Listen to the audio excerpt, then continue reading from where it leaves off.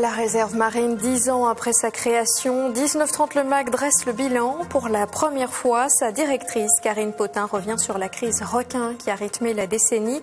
Souvent pointée du doigt, elle répond aux critiques. L'entretien est signé Sandra Dosseret avec Marine Clément-Colson. Depuis le début de la crise requin, on entend beaucoup de choses sur la réserve marine. Certains lui incombent même une part de responsabilité dans toutes ces attaques. Qu'est-ce que vous voulez répondre à ça ?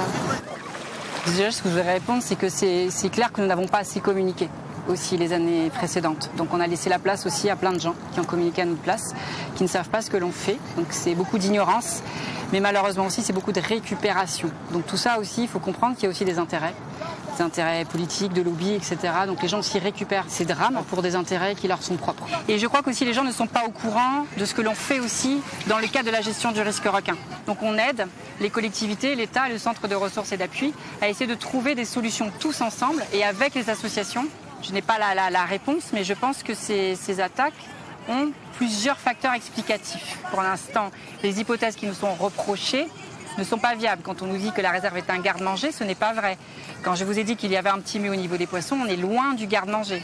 Et la question subsidiaire, c'est s'il y avait un garde-manger, pourquoi il irait chercher d'autres proies? Si demain il est prouvé, il est amené qu'il faille changer la zonation ou la réglementation pour aller dans une meilleure sécurité des humains, et bien évidemment qu'on ira. Il n'y a pas très longtemps, le papa de Elio Canestri, Giovanni, a pris la parole suite à un rassemblement. Commémoration. Voilà, à une commémoration. Est-ce que ça fait du bien d'avoir des gens qui se positionnent comme ça et qui vous aident à porter des messages? Ça fait du bien parce que tout d'abord, lui, par rapport à certains, il est légitime dans son combat, dans ses demandes. Il aimerait que ça n'arrive plus à d'autres enfants que le sien. Donc, et puis c'est quelqu'un qui est très intelligent et qui a compris qu'il a un grand esprit d'ouverture et pour cela on le remercie.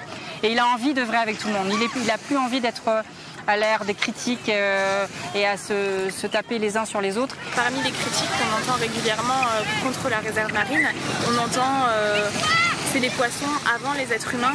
Qu'est-ce que vous avez envie de répondre à cela?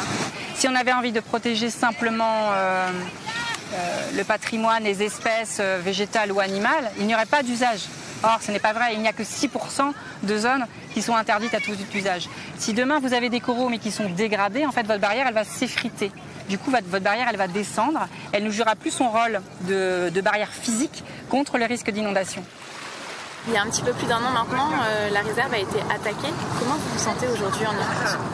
En fait, avec le recul, c'est vrai que l'on comprend bien évidemment que certaines réactions sont le fruit en fait de douleur, de souffrance dues à des drames, ce sont des drames humains, donc on le comprend, on est des êtres humains encore une fois. Maintenant, il faut raison garder. Et avoir des attaques contre des locaux, contre une équipe qui n'y est absolument pour rien, c'est difficile. Parce que justement, cette équipe est constituée de femmes et d'hommes qui travaillent. Nous ne faisons juste que notre travail de gestionnaire d'un espace avec des usages et on essaie de le faire au mieux. Donc c'est difficile d'être attaqué, d'être traité, d'être insulté. Ce qui a été dur pour toute l'équipe et pour moi-même, c'est aussi les insultes et les critiques, notamment sur les réseaux sociaux. C'est assez violent parce que là aussi, ce sont des médias qui sont très faciles. C'est facile de critiquer ou d'accuser ou d'être virulent par écran interposé. C'était une année difficile, on essaie de tourner la page, on essaye d'aller vers un avenir beaucoup plus positif et constructif. Maintenant, si demain on doit aller sur des changements, on le fait déjà. On a des réunions en ce moment avec les pêcheurs, on fait une médiation pour essayer de voir comment on peut changer leur zone de pratique selon leurs demandes.